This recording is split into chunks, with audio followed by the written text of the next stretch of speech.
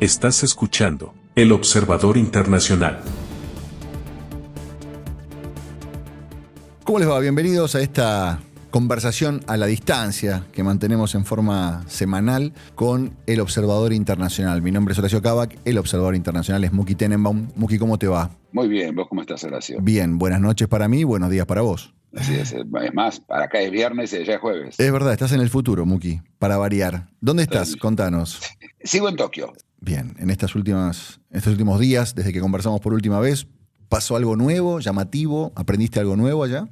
Bueno, sí, algunas cosas curiosas de Japón, de las que habíamos hablado, por ejemplo, cosas bastante, inquietantes. Es muy caro, cuando uno se muere acá es muy caro los entierros. Para la familia es un gasto muy grande y no existe el entierro público. Es decir, la gente tiene que pagarse sus entierros, especialmente si quiere que haya un sacerdote que ayude al alma a seguir su camino. Acá hay una cosa muy importante que tiene que ver con la interacción entre las distintas religiones. Acá conviven religiones, pero no solamente conviven. La gente tiene ritos de una religión y de otra, ¿no? En este caso son monjes budistas. Y lo que pasa es que cuando alguien muere y no pueden pagar, lo que es alrededor de unos $10,000 el gasto, poco menos en algunos lugares, el gasto los gastos funerarios, ¿sí? Los dejan a veces en los lockers en las estaciones de tren. Y ocurre, sí. Por eso dije, hay cosas inquietantes. No, de la es sociedad. fuerte lo que estás contando. Los dejan en los lockers de los trenes. Digamos, me quiero imaginar lo que sucede cuando encuentran eso en los lockers de los trenes y las cosas que pasan. Así es, Uh-huh. así es. Los lockers a veces son usados también por los homeless, como casa, ¿sí? Como lugar donde dejar las cosas. Pero además está este fenómeno, que es un fenómeno que tiene que ver con una sociedad que la deuda es algo gravísimo. La gente se suicida por deudas en Japón yo te diría, con mucho más frecuencia que en cualquier otro lugar. Mirá vos. La deuda es un tema muy importante. Claro, estoy acostumbrado a escuchar, está caro vivir, pero es la primera vez que escucho a alguien que me dice es caro morirse. Por lo menos para la familia, sí. Qué bárbaro. Qué interesante. Muki, a lo largo de estas charlas que estamos teniendo, hemos hablado de varios lugares de este planeta, y no importa el lugar, siempre está dando vueltas la importancia de la inteligencia artificial. En una de nuestras últimas conversaciones hablábamos de China, y vos me contabas de la dificultad de China de posicionarse como potencia a nivel mundial en los próximos años, debido a la dificultad que tiene para acceder a la inteligencia artificial. ¿Cuál es el impacto potencial que tiene la inteligencia artificial en la economía global? Bueno, si hablamos de la economía global, la diferencia es abismal.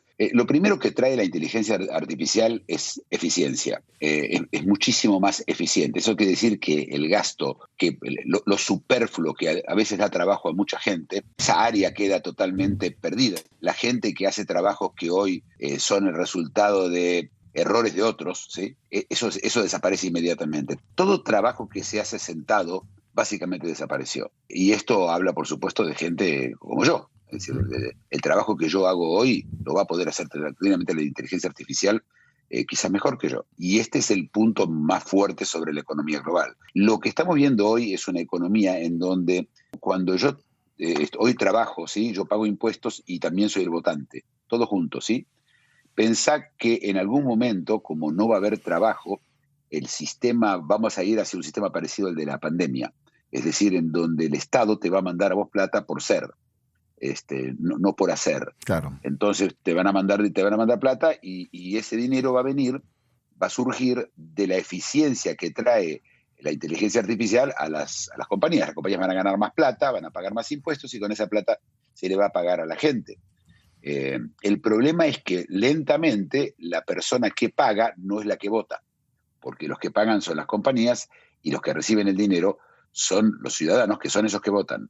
Y eso es parte del problema que trae la inteligencia artificial a la economía mundial. Claro. Muki, cuando vos planteas esto, vos decís, bueno, finalmente las empresas van a pagar impuestos y el Estado lo que te va a dar es plata a vos para que consumas, para que esas empresas tengan un sentido. ¿Cuánto te van a mandar? ¿A todos le van a mandar lo mismo? ¿Unos van a ganar más, otros van a ganar menos por no hacer nada? Mirá, la pregunta es esta: ¿vas a recibir según tus necesidades o vas a recibir según otras variables? Claro. Y esto va a depender, por supuesto, una vez más, de cada país, pero la inteligencia artificial trae, por un lado, una igualdad y una desigualdad. La igualdad es que la misma inteligencia artificial va a funcionar en Bangladesh y en New York. Eso quiere decir que los dineros que se van a recolectar van a ser más o menos lo mismo, no importa dónde vos vas a estar, ¿sí? y las compañías que van a dar, como vos decís, servicios a los humanos, esas mismas compañías van a ser las mismas. Pero por otro lado, como la inteligencia artificial es un monopolio de los Estados Unidos, esto quiere decir que los países que sean amistosos con los Estados Unidos van a tener más acceso a la inteligencia artificial y los que no lo sean o van a quedar afuera o van a tener un acceso limitado. Eso va a crear una desigualdad a la cual estamos muy acostumbrados, ¿sí? Hasta como hoy, y esa desigualdad va a llevar a una de dos cosas, o a la bronca, al enojo entre los países, o a la sumisión. Y va a depender mucho de lo que la gente sienta que es más importante. Yo intuyo que al final vivir mejor va a ser más importante, y volviendo a tu pregunta, y cerrando para poder redondear la respuesta, probablemente no va a haber mucha diferencia entre la gente que reciba o que tenga, pero aparte no va a importar demasiado, porque una vez más, con mucho menos dinero vas a acceder a muchas más cosas, ¿no es cierto? Uh-huh. Claro, es interesante lo que planteas. ¿Cómo se consolidó Estados Unidos como líder en el desarrollo de la inteligencia artificial? Bueno, esto pasa por varias áreas, pero la más importante es por el hardware. Empecemos para explicar que la inteligencia artificial funciona sobre máquinas, y estas máquinas tienen chips especiales, placas especiales, y estas placas especiales las fabrica hoy una sola compañía en el mundo que se llama NVIDIA. Esa compañía NVIDIA fabrica estas placas que eran las placas que se usaban para los videojuegos, porque pueden trabajar en exigencia muy alta de instantaneidad, ¿sí? Vos cuando vos jugás un videojuego no te podés quedar esperando que la máquina te responda, todo tiene que ser instantáneo. Claro. Entonces son placas muy ágiles que se usan justamente para enseñarle a la inteligencia artificial. Antes, abro un paréntesis. La inteligencia artificial tiene dos partes. Primero, enseñarle, y después pedirle, ¿sí? Entonces vos le enseñás a la inteligencia artificial, le das una base de datos gigante, por ejemplo, todo lo que tiene que ver con petróleo en el mundo, y después vos le preguntás a la inteligencia artificial. Esa parte de la enseñanza es muy onerosa desde el punto de vista de recursos, mientras que la de que pedir es mucho menos onerosa, ¿sí? De hecho, nos pasa lo mismo a nosotros. Aprender un idioma nos lleva mucho tiempo, después hablarlo mucho menos. Uh-huh. Entonces, pasa lo mismo con la inteligencia artificial. Entonces depende de estas placas. Estas placas de la compañía NVIDIA, como te digo, NVIDIA está a 2 años de cualquier otra compañía en cuanto al nivel necesario para tener una buena inteligencia artificial.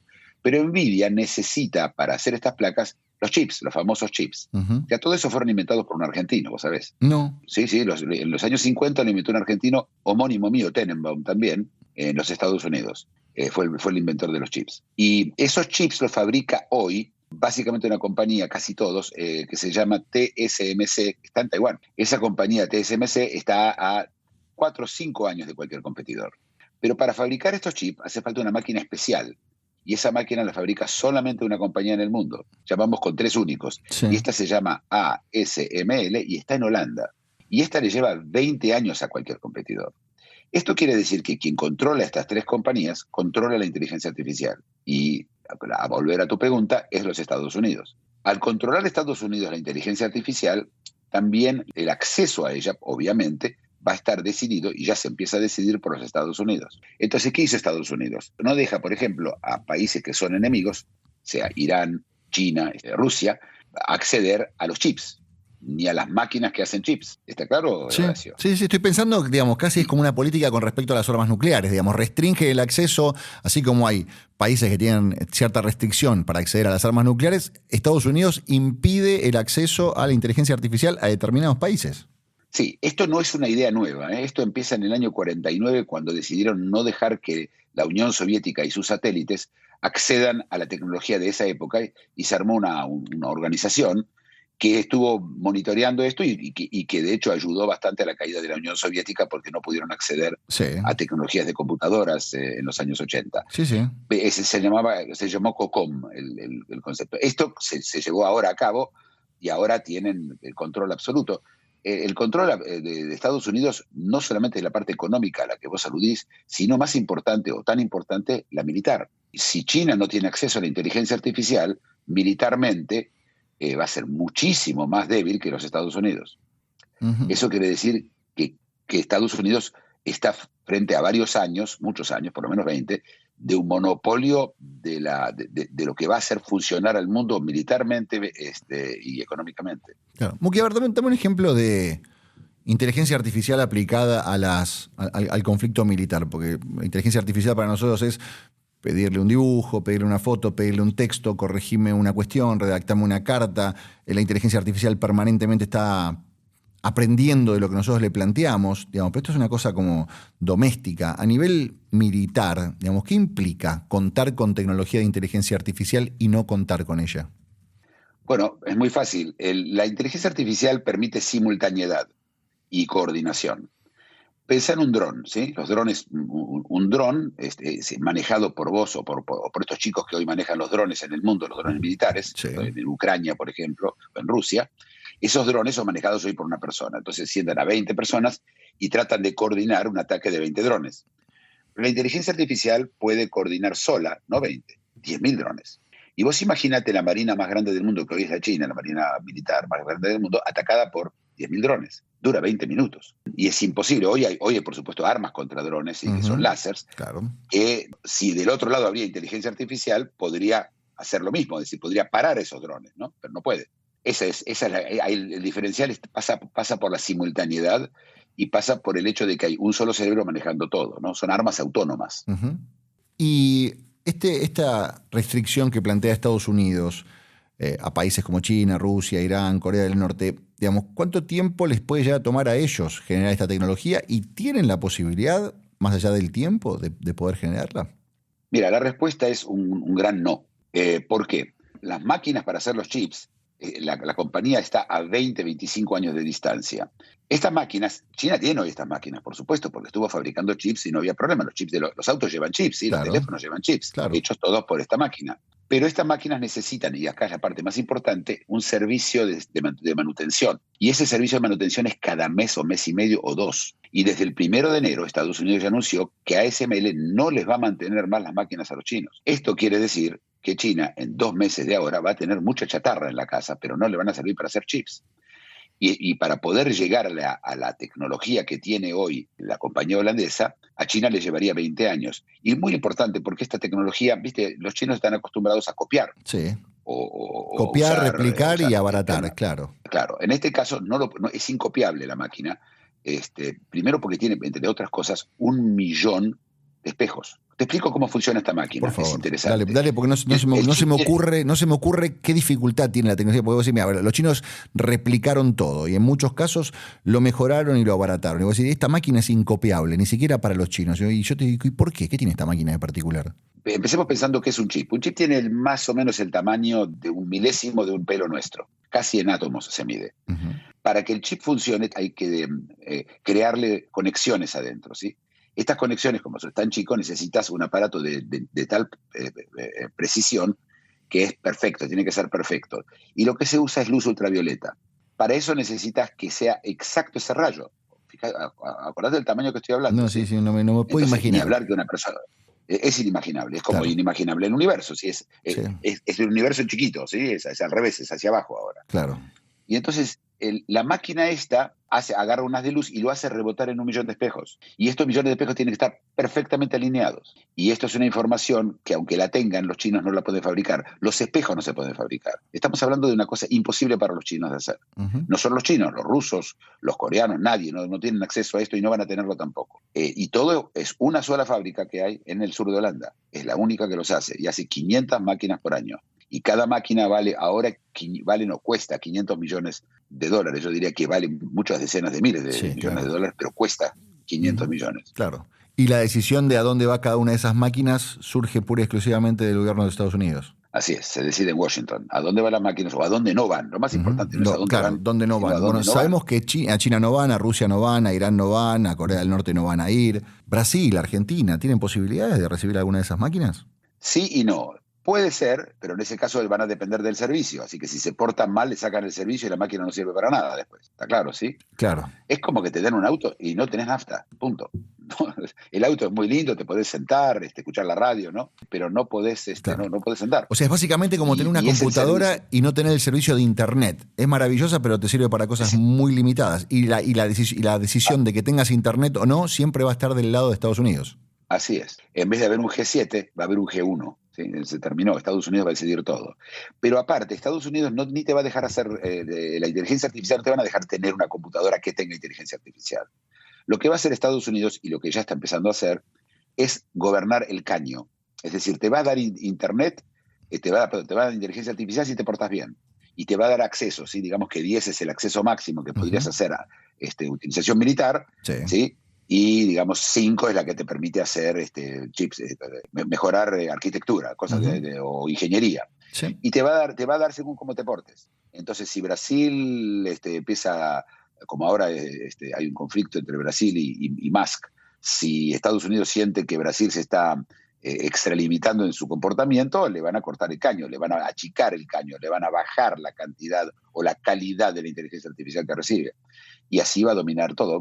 Pensá en la OPEC, ¿te acordás con la OPEC claro, que encontraba el petróleo? Hoy mucho menos, pero bueno, es como la OPEC, ¿sí? Es decir, no te portas bien, no hay petróleo. No es que hay más caro, no hay. Estoy pensando también en que vos estabas planteando este escenario, ¿no? De las máquinas, de los chips, del software. Y estoy pensando que Estados Unidos también es el dueño de la famosa nube. En el momento en el que decidan que la nube de datos se habilita para un lado y se habilita para otro, también se genera una gran potencia hegemónica, digamos. Son los dueños además de los datos. Así es, como cuando te dije el caño me refería, claro, a la nube, por supuesto, es la nube de Dios, ¿no? Es el nuevo Dios. Uh-huh. Sí, es la nube y la nube son los servidores, ¿sí? Para explicar a la gente que no hay ninguna nube, ¿sí? No, por supuesto, claro. Son unos servidores y los servidores están en Estados Unidos o controlados totalmente por Estados Unidos y desde esos servidores que tienen los chips que dan la inteligencia artificial se envían o no se envían, se dejan, se traspasan o no se traspasan desde los Estados Unidos fuera de sus límites, ¿no? Uh-huh. Estamos pensando en esta cuestión de dominio, ¿no? Poder militar, ser el dueño de los datos. ¿En qué otras áreas puede tener influencia la inteligencia artificial? Estoy pensando en, no sé, cuestiones agrícolas, tener la posibilidad de tener los datos, de saber exactamente cuánto, dónde va a llover, qué calidad, qué tipo de grano hay que poner, qué tipo de cosecha vas a tener. Me imagino yo que con la inteligencia artificial todos estos datos ni siquiera van a ser proyecciones, van a ser casi certezas. Bueno, si hablamos de la agricultura, son varios los temas, pero la agricultura primero que ya está usando algo de inteligencia artificial, ya se está usando no tanto en el tema de si va a llover, sino si yo pongo esta semilla en esta tierra y esta es digamos, la química de la tierra donde yo estoy poniendo esta semilla, uh-huh. Y esta es la semilla que pongo, ¿cuánto va a crecer? ¿Cuándo va a crecer? Esa predicción la puede hacer hoy la inteligencia artificial. Eso quiere decir que todos los commodities agrícolas se van a abaratar y mucho. ¿Por qué? Porque, primero, la misma hectárea va a dar un rinde muchísimo mayor, pero además vas a poder cultivar en otros lugares que hoy no cultivás. La inteligencia artificial abarata muchísimo los commodities y, por lo tanto, los alimentos. Esto responde un poquito a tu primera pregunta, ¿sí? Uh-huh. ¿Todos vamos a recibir la misma plata? Sí, porque con el dinero vas a poder comprar muchísimo más, porque va a sobrar mucho más. La inteligencia artificial trae un nuevo problema que es la abundancia. No solo la redundancia, sino la abundancia. Y esta abundancia nos va a crear, creo, problemas nuevos, porque nosotros siempre tenemos problemas nuevos, problemas que son difíciles de imaginar. En el tema de la agricultura, eventualmente la robotización de la agricultura es también inevitable. Robots manejados por la misma inteligencia artificial van a hacer todo el trabajo de agricultura y va a ser infinitamente más eficiente. Un robot puede trabajar 24 horas al día, no tiene vacaciones, no se enoja, no tiene un sindicato, ni es hincha de Boca o de River. Uh-huh. Simplemente es un aparato que trabaja. Y esos robots no solamente van a estar manejados por la inteligencia artificial, van a estar diseñados y fabricados por otros robots que la inteligencia artificial va a manejar. Eso es en la agricultura. Uh-huh. Sí, es impactante lo que estás contando. Recién hablábamos de países a los que no está llegando y que no va a llegar en el corto o mediano plazo. ¿Y qué pasa con el resto de los países, con los que supuestamente están alineados? Estoy pensando en las principales potencias de Europa, que son las principales potencias, pero al lado de lo que está generando Estados Unidos, van a quedar casi como países tercermundistas. ¿Qué posición toman con respecto a esto? Porque imagino que no se van a quedar cruzados viendo cómo un socio económico crece de manera desmesurada. No pueden hacer nada. Yo entiendo que también nadie. ¿Qué vas a hacer? Imagínate, el otro tiene un revólver y vos no querés que lo tenga. ¿Y ahora haces qué? La voluntad es una fantasía de la gente. Sí. Nuestra voluntad tiene el límite de la realidad. Y entonces, Sí, viste, nosotros sobredimensionamos la voluntad nuestra, como si ella pudiera hacer algo, ¿sí? O quiero algo mucho, es como sentarse frente del día de tu cumpleaños y cuando soplas las velitas pensar en los deseos. Sí. Y eso es más o menos lo que Europa va a poder hacer. Pero recordad que ASML tiene la fábrica en Holanda, no en Estados Unidos. Sí. Y TSMC tiene la fábrica en Taiwán, si bien están tratando de abrir en Estados Unidos, está en Taiwán. Sí. Es decir, Estados Unidos no tiene en su territorio todo. Pero yo supongo que Holanda va a ser la agraciada va a ser un gran amigo de los Estados Unidos. Y escúchame, y vamos por partes, sí. porque conociendo lo que sucede con Rusia, con China, con Irán, con Corea, evidentemente de alguna forma van a reaccionar ante esta situación. Punto número 1, ¿cómo está reaccionando China respecto a esto? China es interesante porque hay dos Chinas. Está Xi, que es hoy el dueño de China, por llamarlo así, el Mao de China, y está China. Cuando vos hablas de Xi, hablas desde su vida, es decir, él quisiera que las cosas pasen antes que él se muera, ¿sí? Sí. Y China misma piensa, por supuesto, en conceptos más eternos, como Estados Unidos es igual, ¿sí? Biden y Estados Unidos, no. La idea de que la persona que dirige un país es el país es ridícula, es acá yo te diría casi infantil. Desde el punto de vista de Xi está con una pataleta, está tratando de... ¿Qué es lo que China va a tratar de hacer? Como China se da cuenta que perdió la batalla, lo que está tratando de hacer es de convertirse en indispensable. ¿Cómo se convierte en indispensable? Crea conflictos y después se presenta como la solución. Tenés varios ejemplos. El ejemplo que se está gestando en este momento es Venezuela y Guyana. Para los que no saben, Guyana encontró una cantidad brutal de petróleo, Venezuela decidió de que ese pedazo de Guyana es de Venezuela, hizo un referéndum dentro de Venezuela para decidir si eso es de ellos, esas cosas ridículas que hace Maduro, y empezó a mover tropas para tomar por la fuerza Guyana o para amenazar. Por supuesto, Venezuela está apoyada por Rusia, que es el aliado de China, y por China y por Irán. También está Bolivia involucrada en esto, Entonces, van a crear un conflicto. Estados Unidos va a tener que utilizar parte de sus recursos para ir a defender a Guyana, que es lo que quiere China. Los quiere hacer estirar sus recursos para que le cueste más todo a Estados Unidos y después venir y ser la que viene y soluciona el tema. Lo mismo está haciendo con Medio Oriente. Trató de intervenir para arreglar el acuerdo de Hamas con Israel. Incluso se sentó a trabajar sobre el tema, pero primero creó el problema. Hoy sabemos, por ejemplo, que lo que pasa en las universidades en los Estados Unidos está probablemente pagado por China, no por Irán, como algunos creen. China va a desestabilizar todo lo que puede. Lo está haciendo también en el Mar de la China. Lo está haciendo también en el límite con la India. Lo hablamos, ¿te acordás? Hace una semana. Sí. Y lo va a seguir haciendo donde ella pueda para convertirse en indispensable, para que Estados Unidos entienda que sin China va a ser un dolor de cabeza. Creo que la estrategia a largo plazo no va a funcionar y de hecho ya empieza a no funcionar y lo único que vamos a ver es desesperación. Por otro lado, China todo el tiempo anuncia que sí tiene avances tecnológicos con chips que son simplemente ridículos y que rápidamente se demuestra que son mentira y va quedando cada vez más y más en ridículo desde el punto de vista de sus anuncios, cada vez son menos tomados en serio. Esa es la reacción china. Bien. En cuanto a Rusia vive de China, ¿sí? Rusia necesita a China y Rusia por ahora está manejada por Putin.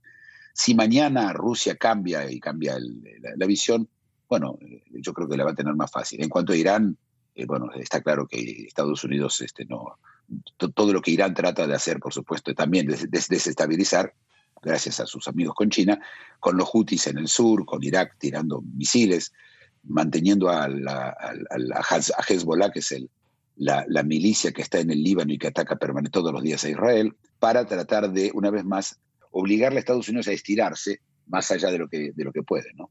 ¿Y Corea del Norte, que es esa gran incógnita?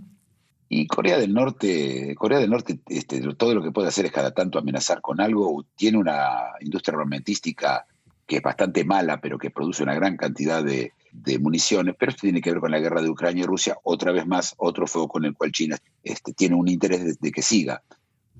Así que Corea del Norte es parte de todo eso, pero es un país chico, si no tiene importancia.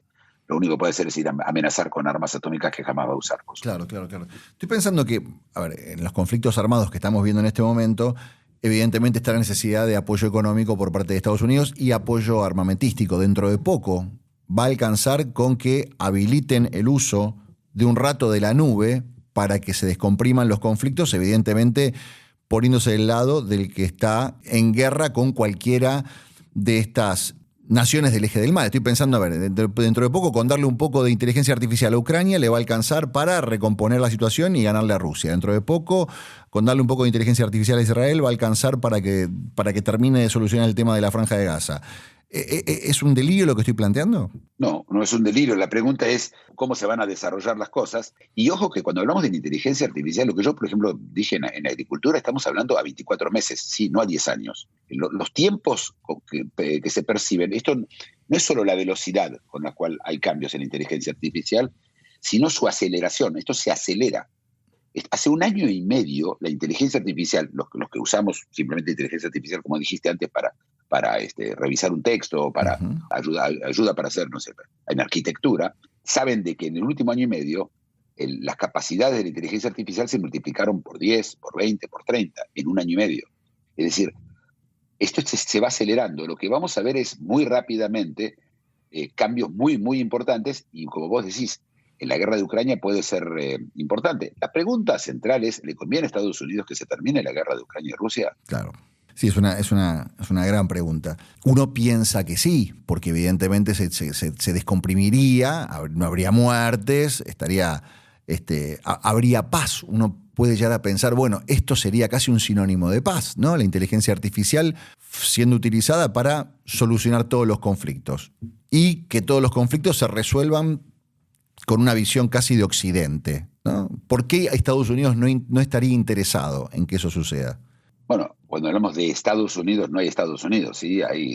Primero que está hecha de gente y esa gente tiene sus representantes, sí, y hay intereses económicos que están en el camino. Por supuesto que esto de los países de afuera también deben tener gente adentro que trate de ayudar.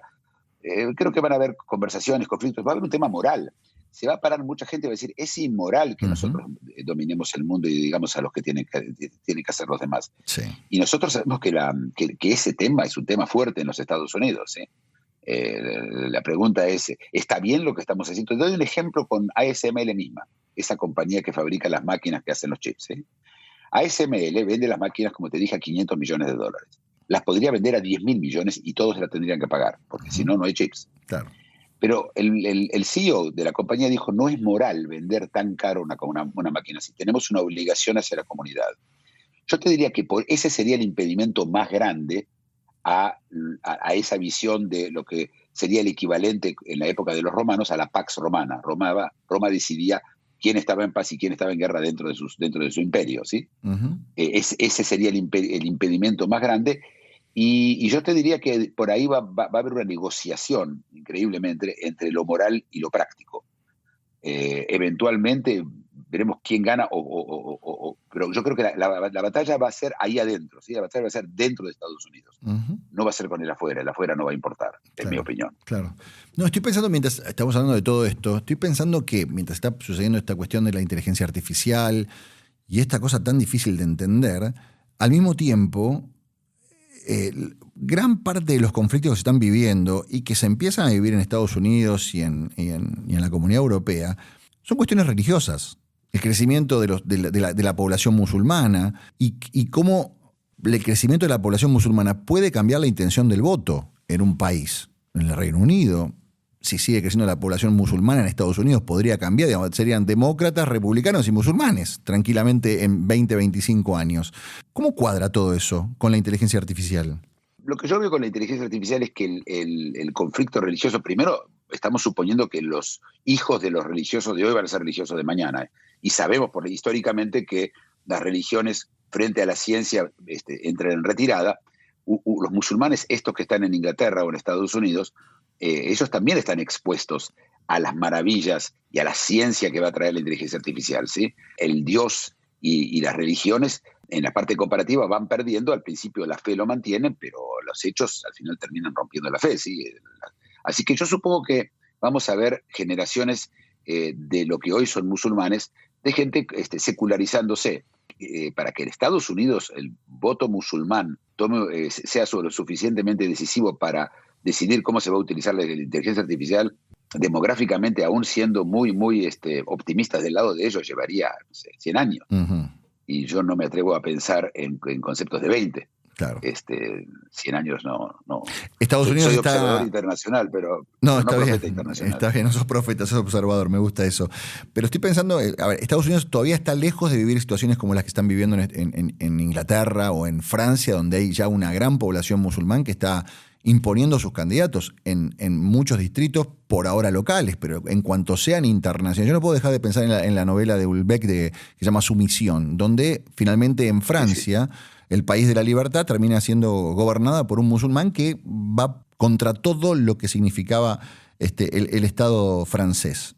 A ver, haces una pregunta válida, que otra vez estamos a mucho tiempo. En Francia son el 7% de la población, ¿sí? Ajá.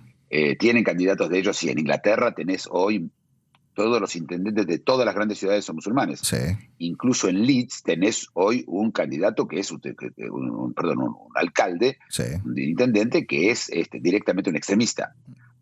Pero no decide la política del país. Inglaterra además está cayendo de más y más en la insignificancia. Inglaterra se está contrayendo mucho. Hay varios países que se están contrayendo, China es uno de ellos, pero Inglaterra se contrae rápido. Y aunque lleguen a dominar, cuando llegan a controlar o a ser decisivos en la parte de política extranjera, exterior o incluso interior, para cuando lleguen eso, yo creo que Inglaterra no va a ser muy importante, va a tener la importancia que tiene hoy, no sé, España. Sí, va a ser interesante para ver en los diarios cómo serán las elecciones, pero en España no decide nada sobre nada nadie. Uh-huh. Lo mismo, me temo que Inglaterra va a pasar lo mismo. Lo único que uno dice, bueno, pero tiene un arsenal atómico, sí, pero nadie lo va a dejar. En Pakistán también hay un arsenal atómico y es un país musulmán y nadie se siente amenazado por las armas pakistaníes, ¿no? Uh-huh. Muki, ¿y qué escenario imaginas? ¿No? Estamos hablando de un tiempo donde parecía que las potencias estaban en cierta forma equiparadas, que China había crecido mucho a nivel económico, que se les había metido prácticamente a los Estados Unidos con inversiones, préstamos, digamos, adueñándose de bonos, de deuda. Y finalmente en estos últimos años Estados Unidos vuelve a tomar esa hegemonía, esa distancia, en una guerra donde da la sensación de que ni China, ni Rusia, ni nadie tiene cabida, y Estados Unidos pasaría a cumplir este rol que vos estás planteando, donde prácticamente serían los dueños del mundo. Y entraría este debate de lo moral y de lo ético, hasta dónde podemos apropiarnos del planeta. ¿Y qué rol nos queda a los tercermundistas? ¿De qué forma nos vamos a posicionar en este escenario tan incierto? Bueno, si nos vamos a portar bien y vamos a ser simpáticos para los americanos y no vamos a ser un peligro para ellos y no nos vamos a andar aliando con países vistos como enemigos, bueno, nos espera un futuro excelente porque Estados Unidos nos van a dar acceso a la nube y al caño, claro. El caño de la nube, y vamos a tener una vida fabulosa. Claro. Si nos vamos a hacer los loquitos, si nos vamos a parecer a Bolivia o a Venezuela o a Nicaragua, la vamos a pasar mal y cada vez peor, sí. Uh-huh. Casi que es una situación de sometimiento, digamos. Mientras nos portemos bien, va a estar todo bien. En cuanto digamos A, se nos va a complicar. Ese A cada vez va a ser como más... A ver, tengo la sensación de que vamos hacia un lugar donde cada vez vamos a tener menos posibilidades de decir A. En cuanto abramos la boca, Estados Unidos va a decir, te estás por portar mal, te corto el chorro.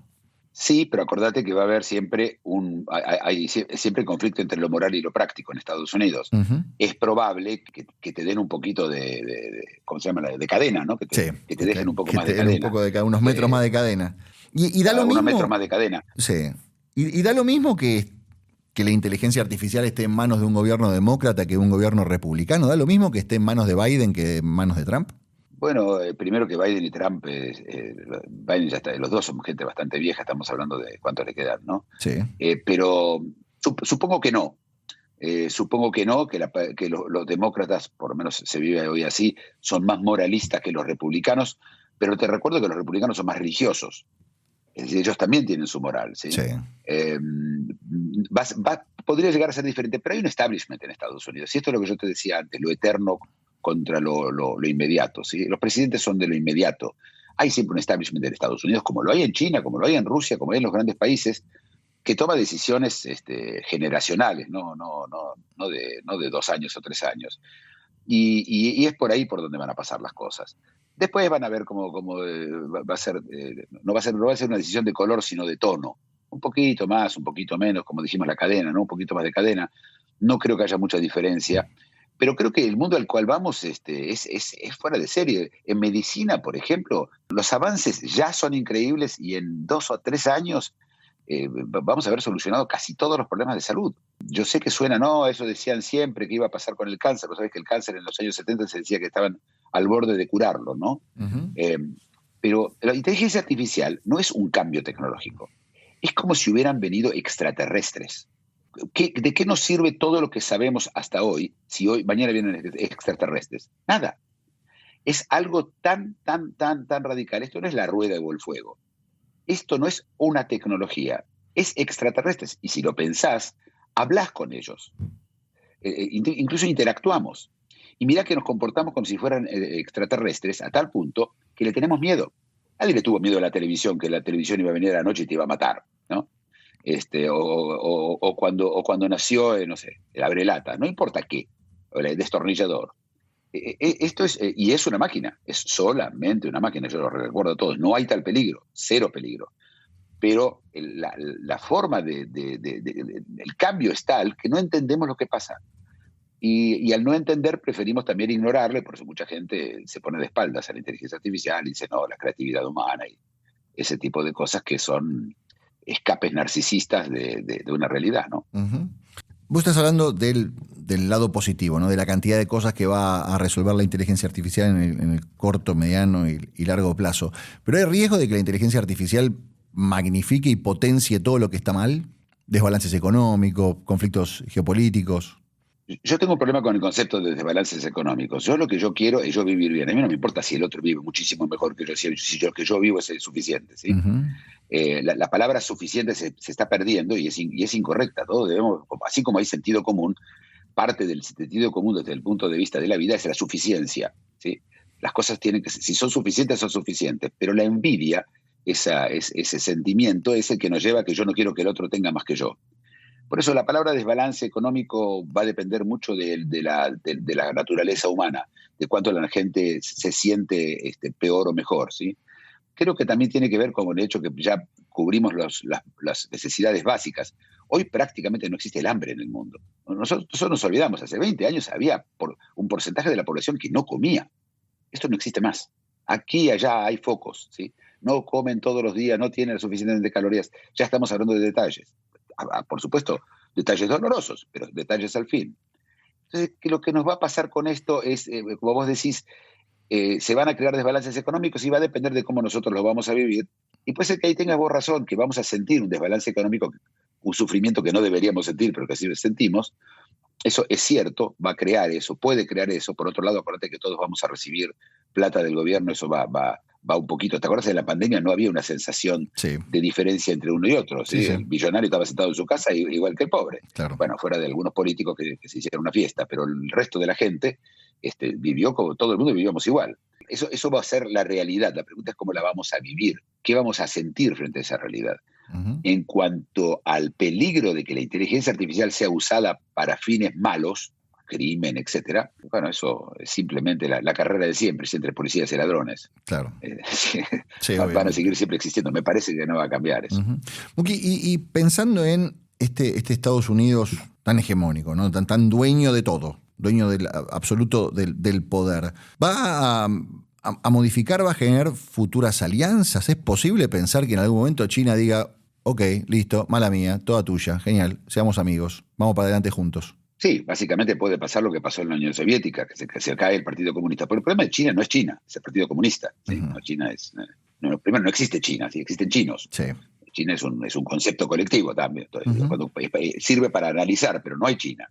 Cuando el Partido Comunista o dimita o se convierta en un partido de otra cosa, ¿sí? Ahí sí, claro que puede llegar a ocurrir, por supuesto. Ocurrió con Rusia, con la Unión Soviética. Durante muchos años hubo una relación muy cercana, en la época de Yeltsin, entre Rusia y Estados Unidos, ¿no? Una buena relación había, ¿no? No era una relación, incluso los americanos venían cuando se desarmaron las armas atómicas. Fue una época bastante buena, en donde económicamente Rusia la pasó muy mal, pero claro que es posible. Y yo te diría que es casi inevitable. Mira lo que te digo, yo creo que al final hay un pacto, yo te diría un pacto silencioso entre el pueblo chino y el gobierno chino.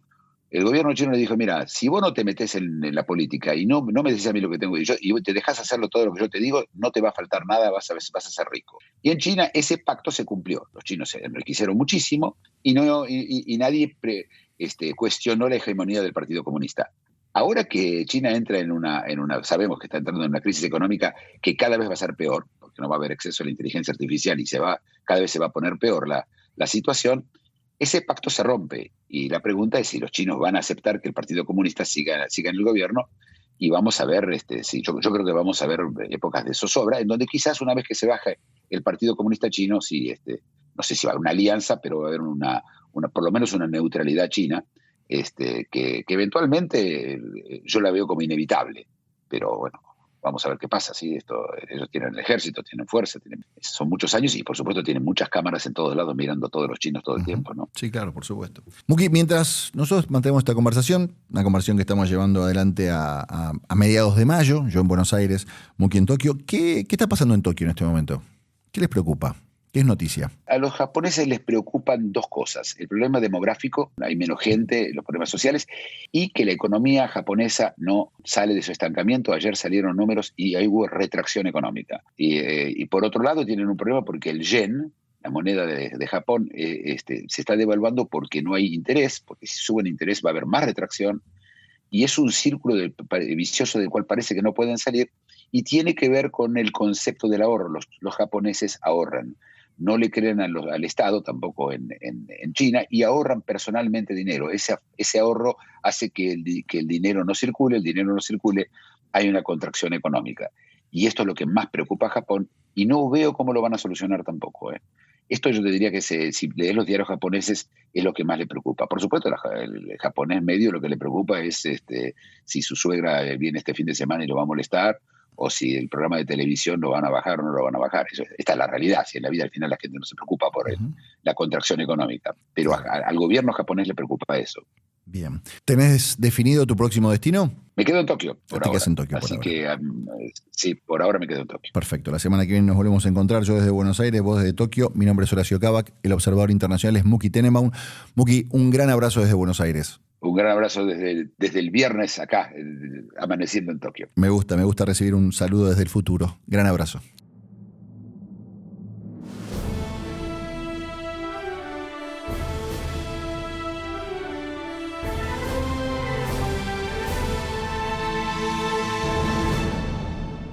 El observador internacional.